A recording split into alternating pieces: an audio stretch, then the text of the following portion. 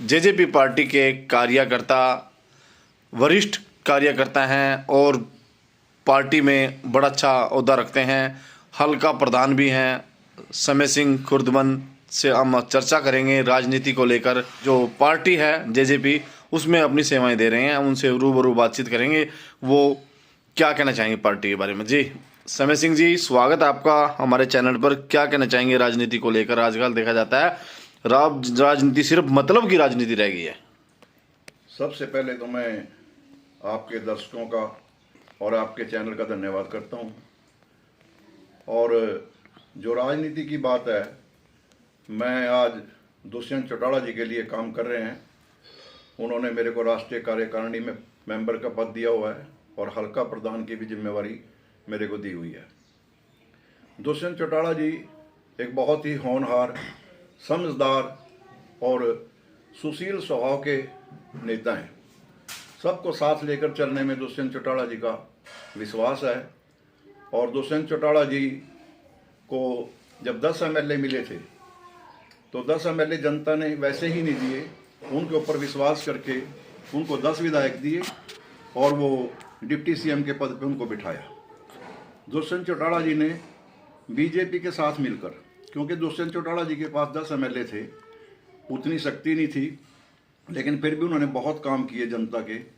ये जो बुढ़ापा पेंशन है, ये दुष्यंत चौटाला जी की बढ़वाई हुई है। और अगर उनके पास पूरी सरकार होती तो आज ये बुढ़ापा पेंशन जो है ना, 5100 रुपये कम से कम दुष्यंत चौटाला जी कर देते। लेकिन 10 एमएलए थे, जितनी ताकत जनता ने दी थी उससे ज़्यादा काम दुष्यंत चौटाला जी ने जनता के लिए किए हैं। और अब दुष्यंत चौटाला जी लगातार संघर्ष कर रहे हैं। अगर जनता ने दुष्यंत चौटाला जी को ताकत दी, मुख्यमंत्री बनाने की उनको बनाया, तो मैं इस बात का मुझे पूरा विश्वास है कि दुष्यंत चौटाला जी 5100 रुपये बुढ़ापा पेंशन करेंगे। और अब भी जो बीजेपी ने बुजुर्गों का अपमान किया है ये पेंशन काट के, क्योंकि ये बुजुर्गों का सम्मान बनता है, ये पेंशन नहीं थी। ये बुढ़ापा पेंशन को लेकर आजकल बड़ा इशू बना हुआ है, सभी कमेंट सारे कर रहे हैं। देखो, अभय सिंह चौटाला ने जरूर काम किया है। जिसने काम किया उसके बारे में मैं झूठ तो नहीं बोल सकता, लेकिन दुष्यंत चौटाला ने भी उतनी ही आवाज़ उठाई जनता की। और क्योंकि मेरा मानना यह है कि ये बुजुर्गों का सम्मान है, ये बुजुर्गों की पेंशन नहीं है। पेंशन तो विधायक की है, पेंशन एक मंत्री की है, पेंशन एक एमपी की है, जिनको 1-1 लाख, 2-2 लाख, 3-3 लाख तक की पेंशन दी जाती है। पेंशन तो वो होती है। इसका कारण तो जो गरीब जनता है हमारी, उसको बहकाना, उससे बहका कर वोट लेना। और आजकल ये जो सैनी जी ने कह दिया था, पहले ही रिजल्ट आने से पहले कह दिया था कि हमने सारी व्यवस्थाएं कर ली गई हैं, जैसे ही मशीनें खुलेंगी हम जीतेंगे।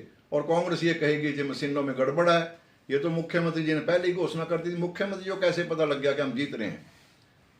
क्योंकि जब तक मशीनें नहीं खुली तब तक मुख्यमंत्री जी ने बता दिया था पहले से ही कि हमने सब व्यवस्थाएं कर ली गई हैं और हम जीतेंगे। तो वो व्यवस्थाएं क्या थी? उन व्यवस्थाओं के बारे में आज तक नहीं पता लगा वो कौन सी व्यवस्थाएं कर ली गई थी पहले। इसी के ऊपर तो शक है जनता को। देखो, भाजपा सरकार जो है, ये पहले हमारे बुजुर्ग कहते थे ये जनसंघ हुआ करती थी और इसका निशान दिए का निशान होता था। जब 70 साल से हमारे बुजुर्गों ने इसको कभी वोट नहीं दी है, इन्होंने फिर ये नाम बदल के भाजपा बन गई।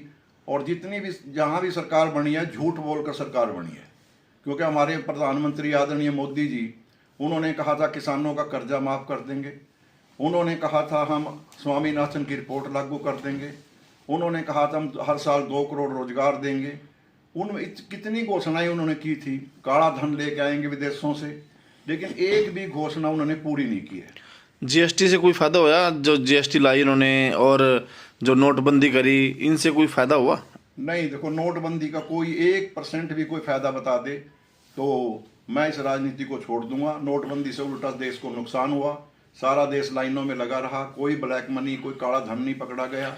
जिन पे नोट पकड़े गए थे वो भी आज आज़ाद घूम रहे हैं, उनके जो काला धन था वो ब्लैक वाइट हो चुका है। बिल्कुल बिल्कुल, जिन पे काला धन था कोई पकड़ा नहीं गया, वो भी बल्कि वाइट हो चुका है। इसका नोटबंदी का नुकसान ही नुकसान रहा है। और 13 महीने जो किसानों ने संघर्ष किया दिल्ली के चारों तरफ बैठकर, वो कोई छोटी बात नहीं है। और उनका संघर्ष रंग लाया, सरकार को झुकना पड़ा, तीनों कृषि कानून वापस लेने पड़े। तो ये बीजेपी की तो झूठ की नीति है। वो झूठ बोल के ही कभी जातिवाद की राजनीति करती है, कभी हिंदू मुसलमान को लड़ाना है, कभी जाट गैर जाट को लड़ाना है। और अब आप देख रहे हो कि यूजीसी का जो कानून लेकर आए हैं उसमें तो सवर्णों को और अगड़े और पिछड़ों की लड़ाई पैदा कर दी है। तो इससे गलत राजनीति और क्या हो सकती है कि कभी जाट गैर जाट को लड़ाओ, कभी हिंदू मुसलमान को लड़ाओ। मेक इन इंडिया अभी तो कहीं नज़र नहीं आ रहा है बिल्कुल भी। अभी तो चारों तरफ जो है ना लोगों में असंतोष है। अभी तो आप देखो कि जनता किस तरह से बोल रही है। जनता बीजेपी के खिलाफ, आप कमेंट पढ़ो, फेसबुक पे देखो, आप कमेंट पढ़ो लोगों के, हर आदमी 90% लोग आज बीजेपी के खिलाफ बोल रहे हैं और ये कह रहे हैं कि कमल का फूल और हमारी बोल। हमसे गलती हुई, हमने कमल के फूल पे मोहर लगा के। अब ये जो हमारा लाडवा हल्का है, यहाँ देख लो 1.25 साल से मुख्यमंत्री नायब सैनी जी बने हुए हैं, लेकिन कोई भी काम ऐसा नहीं है जो मुख्यमंत्री के हल्के वाला यहाँ हुआ हो। ये कुरुक्षेत्र से लेकर यमुनानगर तक रोड है, ये आज तक भी 4 लाइन नहीं हुई। इतने एक्सीडेंट होते हैं, लोगों की जान जा रही है, किसान यूनियन वालों को, जनता को धरना तक देना पड़ रहा है कि इसको 4 लाइन। बिल्कुल कोई सुनवाई नहीं है। सरकार बिल्कुल आंखें नीचे बैठी है और लोगों को बहका कर वोट लेने की कोशिश की जा रही है कि लोगों को बहकाओ, जाति पे बहकाओ, धर्म पे बहकाओ, गरीब अमीर पे बहकाओ, इस चीज के ऊपर वोट ली जा रही है। बंद होनी चाहिए या फिर सबसे पहले जो एमएलए 4-4, 5-5 पेंशनें ले रहे हैं, जो मंत्री की पेंशन अलग ले रहे हैं, एमपी की पेंशन अलग ले रहे हैं, विधायक की पेंशन अलग, सबसे पहले इनकी पेंशनें देख, इनकी आय चेक करके इनकी पेंशनें कम करनी चाहिए। जैसे पंजाब में वहाँ की सरकार ने 1 बार की पेंशन रखी है, चाहे वो विधायक 4 बार बना है चाहे 5 बार बना है, लेकिन पेंशन 1 बार की मिलेगी। लेकिन हमारे हरियाणा में तो सबसे बढ़िया कार्य है फिर तो वो बहुत बढ़िया कार्य किया पंजाब सरकार ने।